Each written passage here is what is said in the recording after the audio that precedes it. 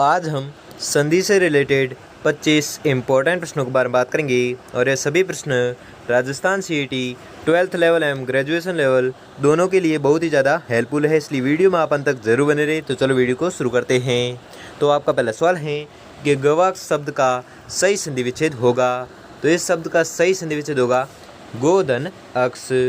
तो दोस्तों आपको 25% दिए जाएंगे, जिसमें से आपने कितने प्रश्न सही किए हैं वो मैं लास्ट में कमेंट में ज़रूर बताएं। और मैं प्रश्न पढ़ूँ उससे पहले आप उत्तर तैयार रखें, जिससे कि आपकी प्रिपरेशन होती रहेगी। तो अगला प्रश्न देखते हैं।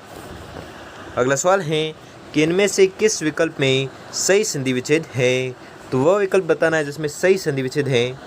तो वह विकल्प है पावक बराबर पोधन अक। ये जो शब्द है इसमें सही संधि विच्छेद है।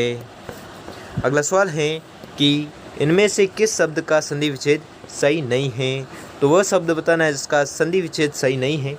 तो वह शब्द है अजंत बराबर अजदन अंत। अगला सवाल है कि अभिप्सा का सही संधि विच्छेद है। तो अभिप्सा का सही संधि विच्छेद आपको बताना है। तो इसका सही संधि विच्छेद होगा अभिधन इप्सा। अगला सवाल है कि यथेष्ट का सही संधि विच्छेद है। तो यथेष्ट का सही संधि विच्छेद आपको बताना है। तो इसका सही संधि विच्छेद होगा यथाधन इष्ट।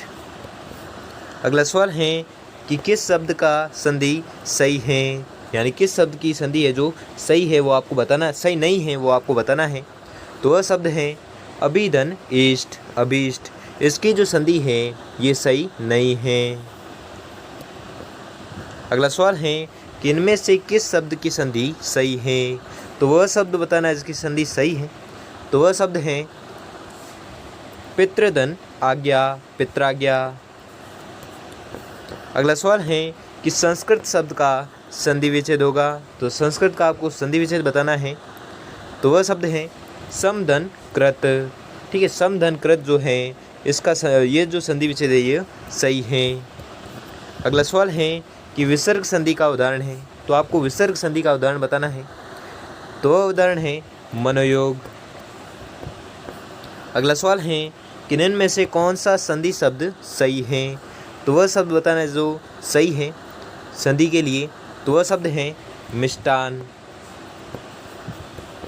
अगला सवाल है कि स्वर संधि से निर्मित शब्द नहीं है।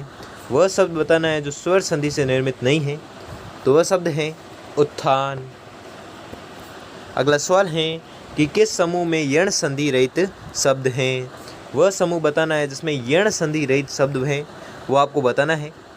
तो वह समूह है पितृनुमति यद्यपि और षडानन। ये जो समूह है ये यण संधि रहित शब्द समूह हैं। अगला सवाल है कि एक धन एक मिलकर क्या होता है। तो आपको याद रखना है एक धन एक होता है एक एक। अगला सवाल है कि स्वर संधि के कितने भेद माने जाते हैं। तो स्वर संधि के आपको भेद बताने हैं। तो स्वर संधि के भेद होते हैं 5। अगला सवाल है कि आश्चर्य में संधि है। तो आश्चर्य में आपको संधि बतानी है, कौन सी संधि है। तो आश्चर्य में संधि है विसर्ग संधि।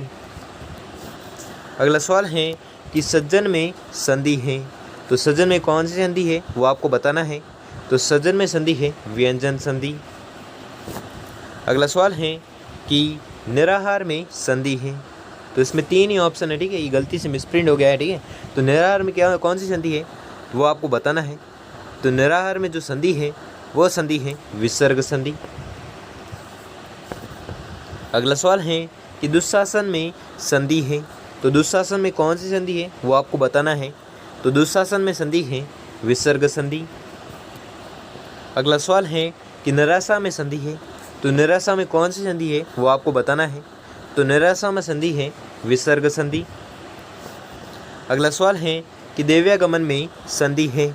तो देव्यागमन में कौन सी संधि है वो आपको बताना है। तो देव्यागमन में संधि है यण संधि। अगला सवाल है कि संरक्षण में संधि है। तो संरक्षण में कौन सी संधि है वो आपको बताना है। तो संरक्षण में संधि है व्यंजन संधि। अगला सवाल है कि ज्ञानोपदेश में संधि है। तो ज्ञानोपदेश में कौन सी संधि है वो आपको बताना है। तो इसमें जो संधि है वो है गुण संधि। अगला सवाल है कि पुस्तकालय में संधि है।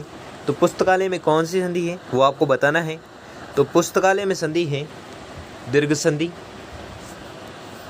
अगला सवाल है कि मनोबल में संधि है, तो मनोबल में कौन सी संधि है वो आपको बताना है। तो मनोबल में संधि है विसर्ग संधि। और लास्ट और अंतिम सवाल है कि इनमें से कौन सा संधि विच्छेद गलत है।